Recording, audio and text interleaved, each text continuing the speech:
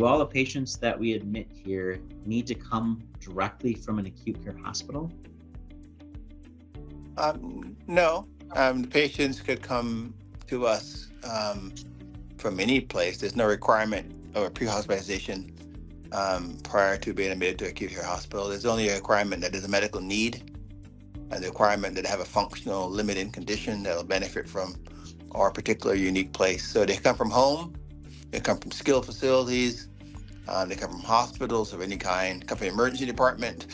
They can't walk in usually, but because every patient who comes to us needs some sort of pre-assessment, where there's some detailed information gathering and some examination and so on to determine if they're a good candidate for rehab or not.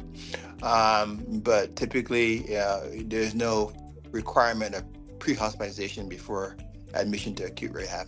Unlike a skilled facility, for instance, which require at least 3 days hospital stay before they go to a skilled facility. Okay. Yeah, excellent. That's a good point. So if one of my loved ones needed to come to the rehab hospital, will they stay there forever, or what is the process like? How long do they stay? Well, we're required, mandated, committed to delivering rehab in the most efficient way possible. So the length of stay is based almost exclusively on your medical status and your functional gains you need to make in order to get to the place that you live with the help you have. So everyone gets discharged. The average stay over all players is about 12 to 14 days.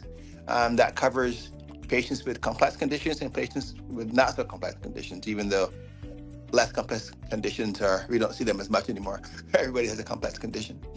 But typically it is about 12 to 14 days is the average stay. The range, however, could be from 3 days to 6 weeks as a range. But the average stay is about 2 weeks and is determined again based on medical stability and the functional gains you need to make to go home to your environment with the help you have.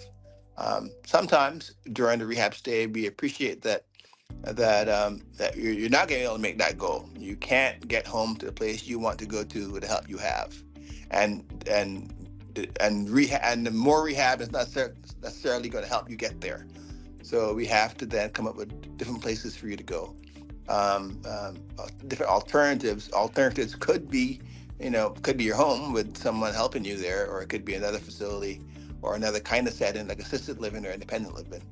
But then our job becomes, what do we need to do to make sure that transition happens and that you'll still be able to function optimally even in those settings, and that might require special equipment or training of family members.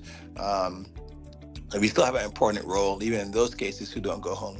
But the majority of patients, over 80% of our patients, go home. 10 to 12% of our patients end up in long-term care or go to skilled facility. We would like that to be much smaller, but certainly over 80% of our patients go home after inpatient rehab. Excellent. So with most of our patients returning home or to a community setting, what happens after they discharge from a rehab hospital then? Well, the rehab process certainly doesn't stop when you leave the door. And it stops sometimes months, or in some cases, some disease years after you leave the rehab setting. So all rehab doesn't have to be done in a hospital. There are lots of rehab that's done in the home, particularly when you can't leave the home, or when leaving the home becomes burdensome, or you need to get acclimated to your own home environment, your own beds and bathrooms and hallways and stairs. Then after that, there's certainly outpatient therapy, sometimes specialized outpatient therapy, which could be specialized neurotherapy or specialized brain injury therapy.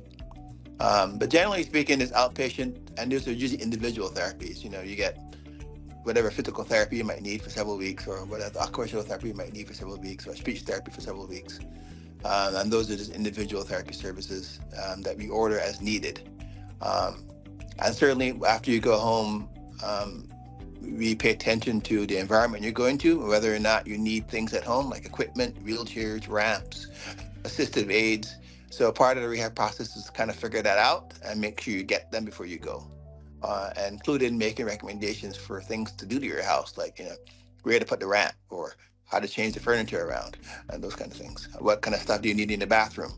That's also part of the rehab discharge process. Yeah. Excellent. So the team plays a big role in that, as well as case managers helping facilitate that process of getting home and making sure those essential items are set up and in place. Excellent. Thank you. Well, thanks for joining our podcast today on rehab management and rehab medicine. Dr. Knight, thank you for all of your information, questions that you've answered, and enlightening us on inpatient rehab at Milwaukee Rehab. Well, you're very welcome. It's a pleasure. I mean, I like I said, it's my only job I've had since high school, so I like to talk about it. So thanks for giving me the opportunity to talk about it at any time.